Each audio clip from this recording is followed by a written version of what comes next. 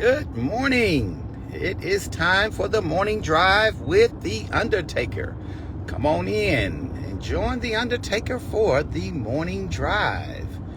It is 7:25 a.m. on a Friday morning. They would say, thank God it is Friday.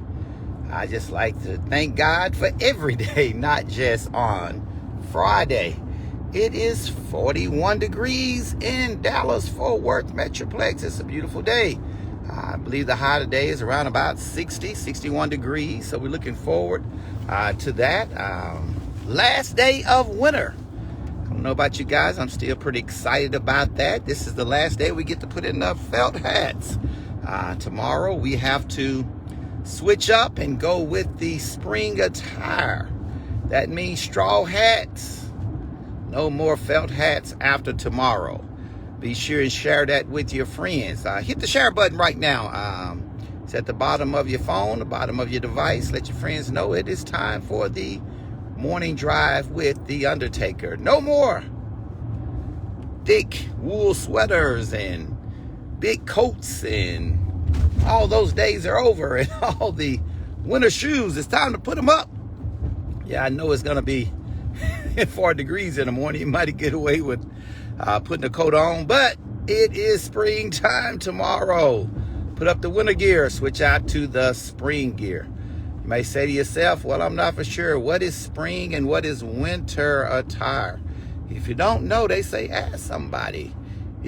Can I wear wool in the spring and summertime? There are certain types of wool you can wear. Most suits are made out of different types of wool. We have to be mindful of that. There is such things as winter clothing, and there is spring and summer clothing, and there are fall clothing. Let's get together. Maybe you can go out and make a comment on here and tell us what you should and should not wear in the spring, what you should or should not wear in the summertime. Well, let's get started. Don't forget to hit that share button. Don't forget to let your friends know it's time for the morning drive with the Undertaker. Again, it's 42 degrees in Dallas-Fort Worth Metroplex. Look cool out here today, but it is beautiful. The sun is on the way up. What do y'all think about this time change, this spring forward? I don't know about you. It has been a tough week for me. Taking that hour away from me has really thrown me off. I'm not really a wake up to the alarm guy. I set the alarm, for emergency purposes, but normally my body knows what time to get up. Hey, it's time to get up. This is what we do. We go to bed at a certain time. We get up at a certain time. That thing has thrown me off this week. The alarm has went off every day this week. Am I the only one out there? Let me know. Comment out there. Let me know. Were you thrown off this week with this spring forward? I was speaking with my daughter Logan on yesterday. She said, Dad, I love it. It stays lighter, longer. She said it's been perfect for her. But I told her, listen, it's been tough on your dad. I have not wanted to get up in the morning. That hour has made a big difference. So maybe by next week, I'll be back on my grind. So let's get started. We're going to start every show with COVID.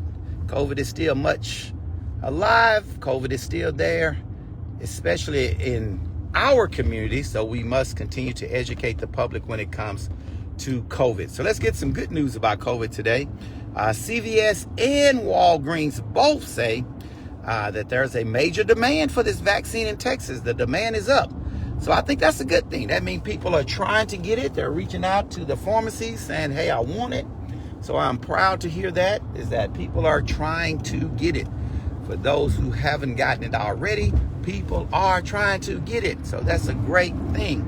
Also, CVS said they're going to add 74 more stores to their place that's going to be receiving this vaccine for a total of 180 stores in Texas that CVS will have the vaccine, and they will give the vaccine to those who want the vaccine.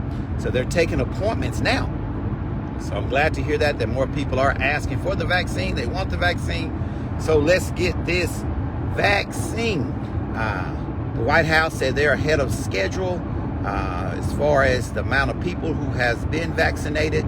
They said they have plenty of vaccinations to the point where we're going to send 4 million doses of the AstraZeneca COVID-19 vaccine to Mexico and Canada. That's just how much we have in stockpile that we can give away 4 million doses. 2.5 million is going to Mexico and 1.5 million is going to Canada.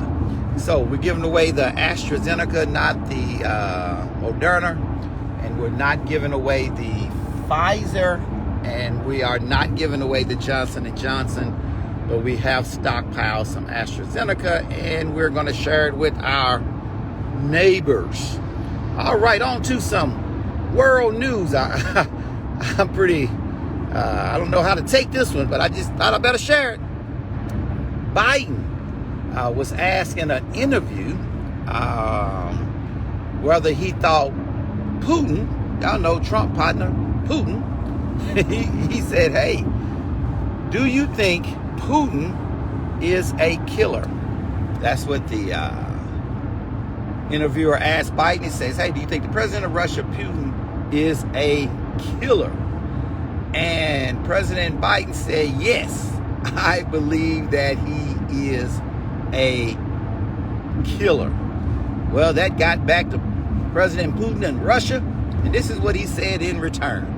He says this. They went back and forth. He says, it takes one to know one. Yeah, President of Russia talking to the President of the United States like they're in the 3rd grade. He said, it takes one to know one. Then he really started talking noise. He says, yeah, y'all got that Black Lives Matter movement going on over there. Can y'all believe Putin said that? That's what he said. He said, y'all got the Black Lives Matter movement going on. He said, where'd that come from? He said, because y'all killing African Americans.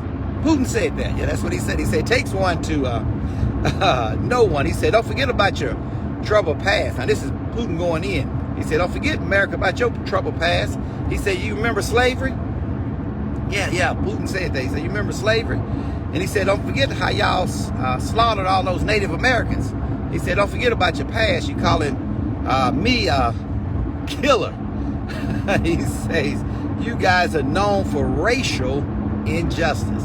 Yeah, that's Putin and President Putin of Russia and President Biden going back and forth on a world news there. Yeah, but this is what this side ended. I want to say this, and not like we get ready to start a war.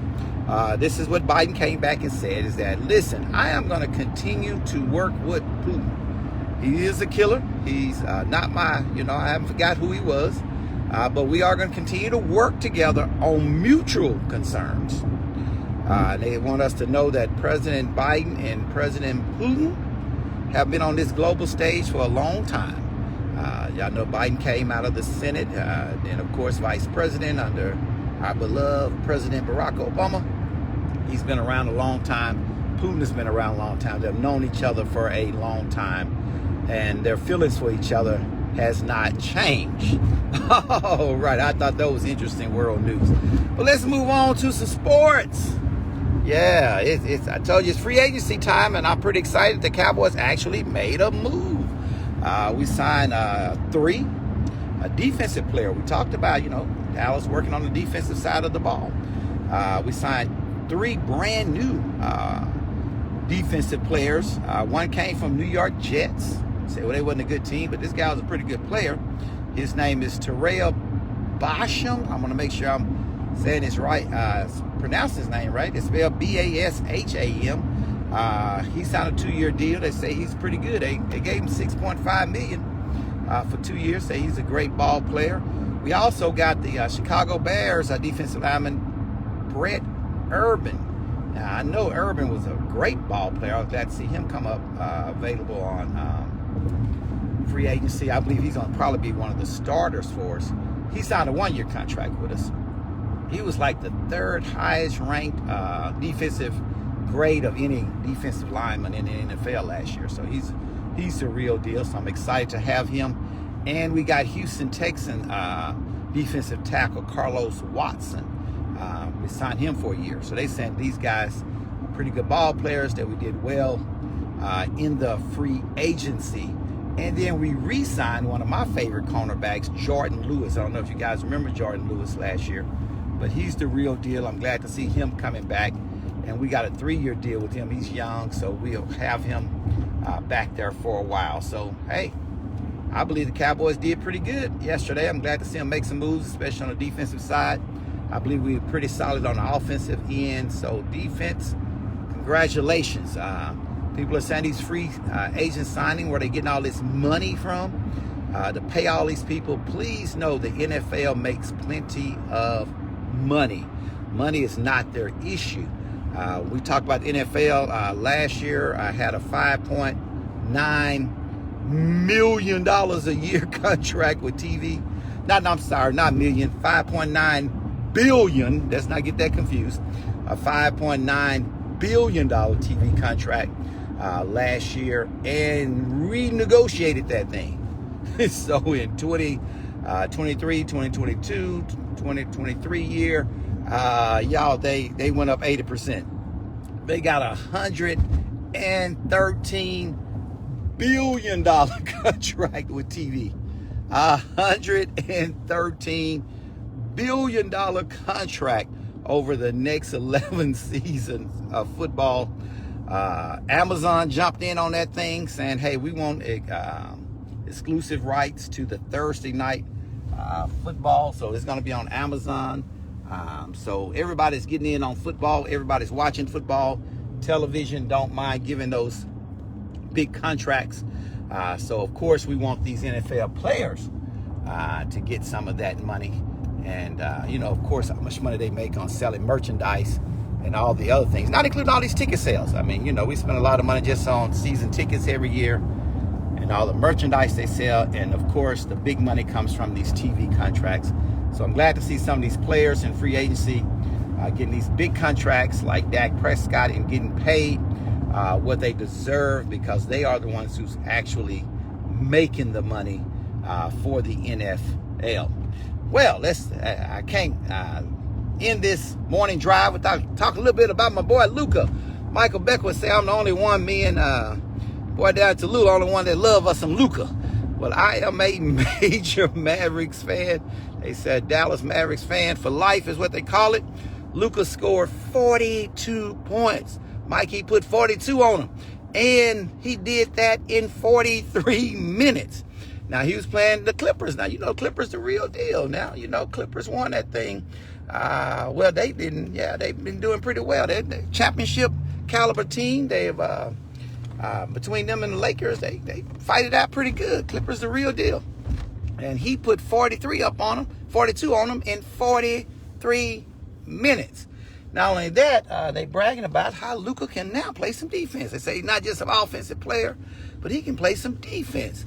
And check this out. I know this is going to get a little attention. They said he may be the MVP of the entire league. I talked about him being in the top 5, maybe. They're saying he may be the very best basketball player this year in the NBA. Now, tell me what you think about that. Y'all know I'm a LeBron James fan. I haven't forgot about those guys. I mean, I know, some guys out there can play some ball, but Luka is in the talk for the MVP of the season. Mavericks, go Mavericks. And we came in without saying, how do you think the Cowboys will come out this year? What do you think our record would be? I love this. At the beginning of each year, we always try to guess at a record. One of my mentors, he always tell me we're never going to get over 500. He's been right. Last year, we didn't get along very well. Let me say that. I believe Dallas will not lose more than 4 games next year. I believe we're good for 12-4. So y'all put that down for me. Let me know what you think. What do you think Dallas Cowboys record will be next year? We're getting a better defense. Our offense is off the chain. We got Dak signed. I think we're good for 12-4 next year. And let me go ahead and say this. We will win the NFC East. So, of course, with a 12-4 record, we will be in the playoffs. And I'm going to predict we will win the NFC East 12-4. That's what I'm going with. I'm hoping for better, but that's what I'm saying. Post, let me know what you think. What do you think Dallas Cowboys record will be next year? Of course, don't wait till we get started and try to jump on the bandwagon now. The time to jump on is right about now. All right. I will see you in the morning.